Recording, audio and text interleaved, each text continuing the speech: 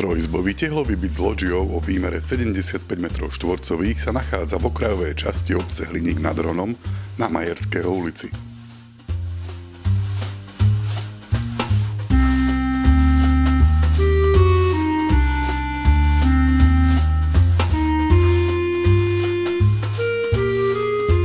Byt pozostáva z chodby, kúpeľne, WC, detskej izby, obývacej miestnosti s lóžiou, spálne a kuchyne s komorou.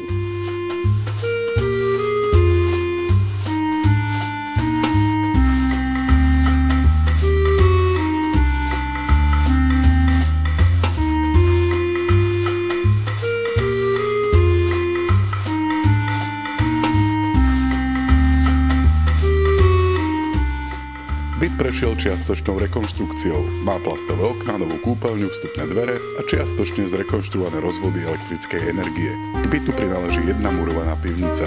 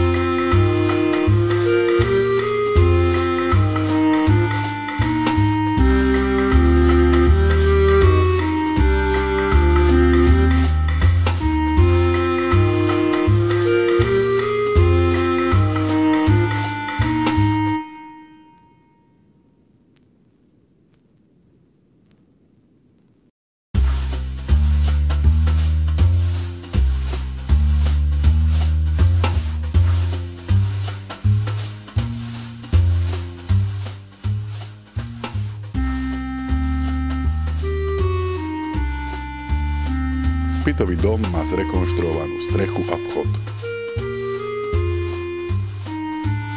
Cena trojizbového tehlového bytu s lóžiou je 39 000 eur.